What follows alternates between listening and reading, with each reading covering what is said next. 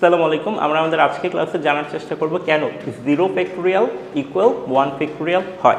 আমরা জানি 0 ফ্যাক্টোরিয়াল এটার মান হচ্ছে 1 এবং 1 ফ্যাক্টোরিয়াল এটার মানও 1। দেখো দুইটা মানে কিন্তু সমান। এই দুইটা মান কেন সমান হয় ওই জিনিসটি আমরা আজকে ব্যাখ্যা করার ট্রাই করব। আচ্ছা, আমি যদি বলি 5 ফ্যাক্টোরিয়াল এটার মান কত হবে, তাহলে কি লিখব? 5 ফ্যাক্টোরিয়াল। আমাকে 5 থেকে 1 পর্যন্ত সিরিয়ালে গুণ করে যেতে হবে, তাহলে 5 ইন্টু 4 ইন্টু 3 ইন্টু 2 ইন্টু 1।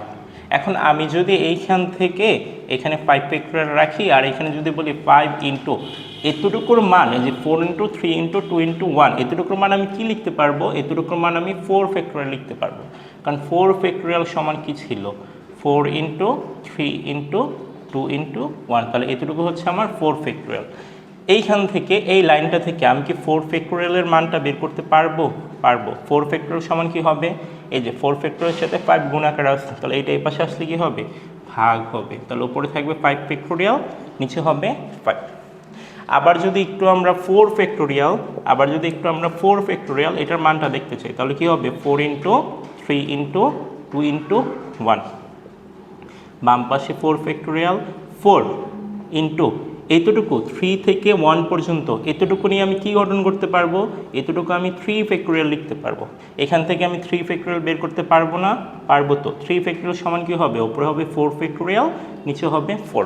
আচ্ছা, এই দুইটা লাইন থেকে আমরা চাইলে একটা নতুন ফর্মুলা বের করতে পারি। দেখো, বাম পাশে 4 ফ্যাক্টোরিয়াল, ডান পাশে কি হয়? 4 ফ্যাক্টোরিয়াল মানটা কিভাবে আসবে? 4 ফ্যাক্টোরিয়াল দেখো ওপরে হচ্ছে 5 ফ্যাক্টোরিয়াল, আর এখানে দেখো 3 ফ্যাক্টোরিয়াল, ডান পাশে ওপরে হচ্ছে 4 ফ্যাক্টোরিয়াল। তাহলে যত ফ্যাক্টোরিয়াল উপরে তার থেকে এক বেশি ফ্যাক্টোরিয়াল হয়, আর নিচে দেখো উপরে 5 ফ্যাক্টোরিয়াল হলে নিচে হচ্ছে শুধু 5, শুধু সংখ্যাটা আসবে। এখানে উপরে 4 ফ্যাক্টোরিয়াল, নিচে শুধু 4, মানে শুধু সংখ্যাটা আসবে। এখন আমি যদি বলি আমি n ফ্যাক্টোরিয়াল বের করতে চাই, তাহলে ওপরে কি হবে? ডান পাশে ওপরে হবে n প্লাস 1 ফ্যাক্টোরিয়াল, আর নিচে শুধু কি হবে? n প্লাস 1 হবে। এখন এই ফর্মুলাটা অ্যাপ্লাই করে আমি যদি 0 ফ্যাক্টোরিয়ালের মান বের করতে চাই, তাহলে 0 হচ্ছে আমার কি বলো? n।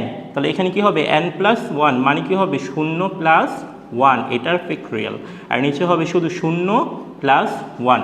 এটা ক্যালকুলেট করলে ওপরে কী পাবো? 0 প্লাস 1 মানে 1 ফ্যাক্টোরিয়াল। 1 ফ্যাক্টোরিয়ালের মান কত? 1। আর নিচে পাবো 0 প্লাস 1 মানে 1, এটার মান কত আসবে? 1।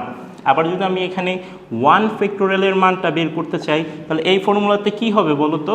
উপরে হবে 1 প্লাস 1, কারণ n এর মান কত? 1। এই যে আমার n প্লাস কত? 1, এটার ফ্যাক্টোরিয়াল। আর নিচে হবে 1 প্লাস 1 ইকুয়াল কি হবে? উপরে হবে 2 ফ্যাক্টোরিয়াল, নিচে হবে 2। 2 ফ্যাক্টোরিয়ালের মান কিন্তু 2ই হয়, আর নিচে 2, এটার মান কত? 1।